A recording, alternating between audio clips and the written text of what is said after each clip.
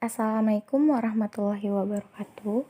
Perkenalkan, nama saya Sinta Adikayanti dari Program Studi Pendidikan Biologi Fakultas Sains Teknik dan Terapan Universitas Pendidikan Mandalika Mataram. Di sini saya akan membahas tentang materi metabolisme protein. Nah, sebelum kita membahas tentang bagaimana sih proses metabolisme protein itu berlangsung, ada baiknya kita memahami apa itu protein serta metabolisme. Di sini, metabolisme merupakan suatu proses pembentukan atau penguraian zat di dalam sel yang disertai dengan adanya perubahan energi. Nah, proses-proses ini terjadi di dalam sel makhluk hidup. Proses yang terjadi yaitu dapat berupa pembentukan zat atau dapat pula berupa penguraian zat menjadi zat-zat yang lebih sederhana. Nah, proses pembentukan zat ini dapat terjadi pada proses fotosintesis, kemosintesis, sintesis lemak, dan sintesis protein. Selanjutnya, protein. Protein ini dia merupakan senyawa organik kompleks yang memiliki molekul tinggi yang merupakan polimer dari monomer-monomer asam amino yang dihubungkan satu sama dengan lainnya. Molekul protein ini dia mengandung karbon, hidrogen, oksigen, nitrogen, dan kadang sulfur serta fosfor. Selanjutnya asam amino, di mana asam amino ini dia merupakan asam karboksilat yang mempunyai gugus amino. Berdasarkan biosintesis, asam amino dapat dibagi menjadi dua jenis, yaitu asam amino esensial, di mana asam amino ini tidak dapat disintesis oleh tubuh dan dia berasal dari makanan yang kita makan. Contohnya histidin, isoleusin, leusin, lisin, dan lain-lain. Nah, sedangkan asam amino non-esensial dia merupakan asam amino yang dapat disintesis oleh tubuh dan berasal dari tubuh pula.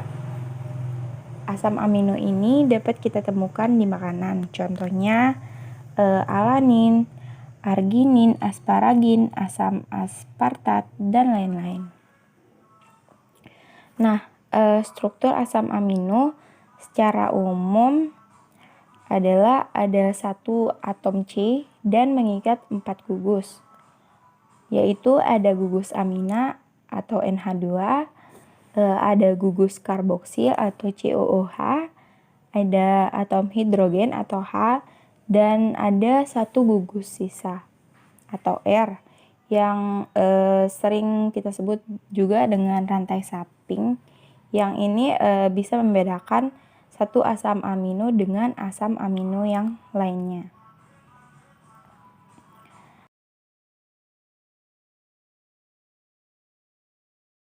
Selanjutnya, proses metabolisme protein dan asam amino.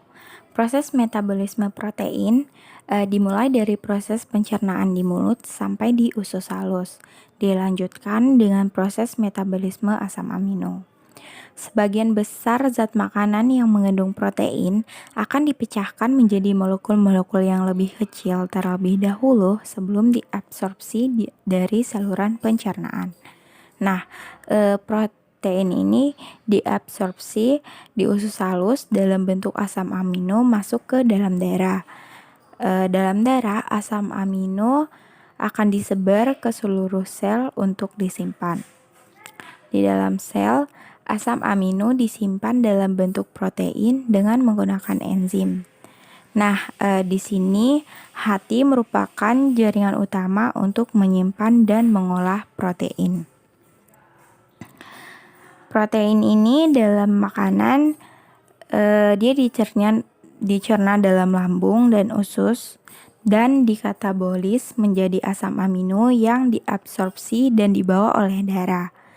Asam amino dalam darah akan dibawa ke hati menjadi asam amino dalam hati atau ekstrasel Kemudian asam amino tersebut ada yang disimpan dalam hati atau intrasel dan sebagian dibawa oleh darah ke jaringan tubuh. Nah, asam amino yang dibawa ke hati dikatakan ekstrasel karena sebagian asam amino dalam hati ini kemudian akan dibawa sebagian keluar dari sel atau menuju ke seluruh jaringan tubuh yang membutuhkan. Nah, setelah masuk ke jaringan-jaringan tubuh, asam amino ini dia akan masuk ke sel-sel tubuh. Dan sebagiannya lagi tetap di dalam hati atau intrasel sebagai cadangan protein dalam tubuh. Nah, ketika tubuh kekurangan protein, maka asam amino ini dapat diubah menjadi protein. Begitupun sebaliknya, jika tubuh membutuhkan asam amino dari dalam tubuh, maka si protein ini akan dirombak kembali menjadi asam amino. Asam amino ini juga dia dapat berfungsi untuk membentuk senyawa N lain yang berfungsi untuk membentuk sel-sel tubuh. Nah, senyawa nitrogen ini merupakan bagian utama dari semua protein, enzim, dan proses metabolik yang disertakan pada sintesa dan perpindahan energi. Ketika ada kelebihan asam amino dari jumlah yang digunakan, maka asam amino akan diubah menjadi asam keto. Nah, proses perubahan tersebut terjadi dalam siklus asam sitrat atau dapat diubah juga menjadi urea. Jadi ini adalah gambaran umum proses terjadinya metabolisme protein di dalam tubuh. Selanjutnya, penguraian protein dalam tubuh. Manusia melakukan pergantian protein tubuh sebanyak 1-2% dari total protein tubuh, khususnya protein otot. Nah, dari total asam amino yang dihasilkan, sebanyak 75-80%-nya itu dia digunakan kembali untuk sintesis protein baru. Sedangkan 20-25%-nya sisanya dia akan membentuk urea. Jika jumlah protein terus meningkat, maka protein sel akan dipecah menjadi asam amino untuk dijadikan energi atau disimpan dalam bentuk lemak. Nah, pemecahan protein jadi asam amino ini terjadi di hati dengan proses deaminasi atau transminasi. Yang pertama itu ada transminasi, di mana transminasi ini dia merupakan pemindahan gugus asam L-amino pada glutamat. Nah, pada proses ini tuh dia merupakan reaksi pertama dari proses katabolisme. Reaksi ini dapat diawali oleh enzim transminase, di mana enzim ini dia mempunyai gugus prostetik redoxal fosfat. Nah, reaksi ini itu dia bertujuan untuk memindahkan gugus amina yang berarti NH2 dari asam amino ke alfa ketoglutarat. Nah, karena dia menerima gugus amina, maka akan berubah menjadi glutamat. Sementara asam amino yang pertama, karena gugus aminonya hilang, maka dia akan menjadi asam alfa keto. Jadi di sini ada 4 enzim yang berperan penting di dalamnya, yaitu ada alanin, aspartate, leusin, dan tirosin transaminase. Pada transminasi tadi, dia akan menghasilkan glutamat. Nah, glutamat inilah yang akan mengalami proses yang kedua, yaitu deaminasi. Di sini, dia akan menghasilkan NH4+, ada juga alfa ketoglutarat, NADPH, dan H+.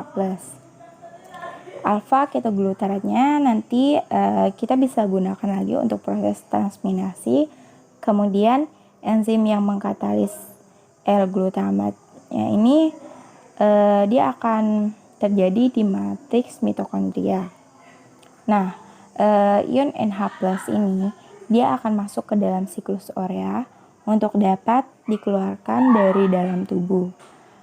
Mengapa amonia ini harus dikeluarkan? Ini dikarenakan karena amonia ini dia sifatnya adalah beracun bagi tubuh.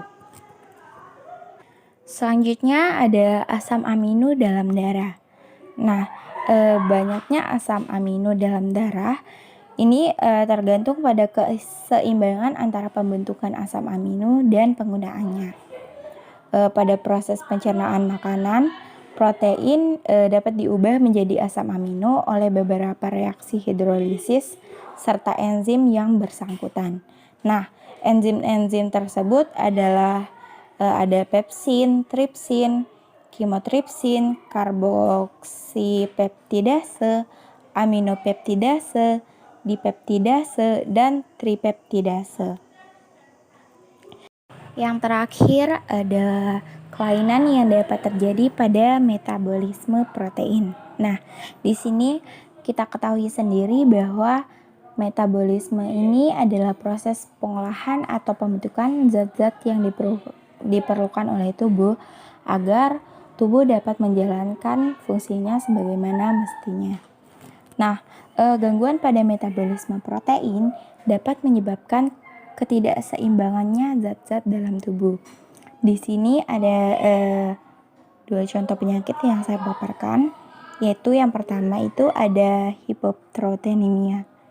Penyakit ini dapat disebabkan karena beberapa hal, yaitu yang pertama itu ada ekskresi protein dalam darah yang berlebihan melalui air kemih. Terus yang kedua, pembentukan albumin terganggu seperti pada penyakit hati. Dan yang terakhir, absorpsi albumin yang berkurang akibat kelaparan atau penyakit usus. Yang kedua itu ada hipo dan agmaglobulinemia. Nah, di sini ada 3 jenis. Ada hipoagmaglobulinemia congenital. Yang kedua ada hipo yang dapat terjadi pada pria dan wanita. Terus yang ketiga itu ada hipoagmaglobulinemia sementara. Nah, yang pertama itu ada hipok. Nah, penyakit ini itu dia penyakit herediter, terutama terjadi pada anak laki-laki yang berusia antara 9 sampai 12 tahun. Dia mudah terserang infeksi. Di sini kematian sering terjadi akibat infeksi. Plasma darahnya itu dia tidak mengandung gamma protein. Nah, dapat terjadi penyakit hipersensitivitas, yaitu penyakit artritis karena tubuh tidak dapat lagi membentuk protein. Yang kedua ada hipo yang dapat terjadi pada pria maupun wanita pada semua usia. Di mana penyakit ini itu dapat ditandai dengan yang pertama itu penderita dia mudah terkena infeksi. Yang kedua, terjadi hiperelasi kompensatorik sel retikulum yang dapat mengakibatkan limfatopati dan splenomegali. Yang terakhir ada hipoagmaglobulinemia sementara, di mana penyakit ini itu hanya dapat kita temukan pada bayi. Nah, penyakit ini tuh dia merupakan peralihan pada waktu gamma globulin yang didapat dari ibu habis dan anak harus membentuk gamma globin sendiri.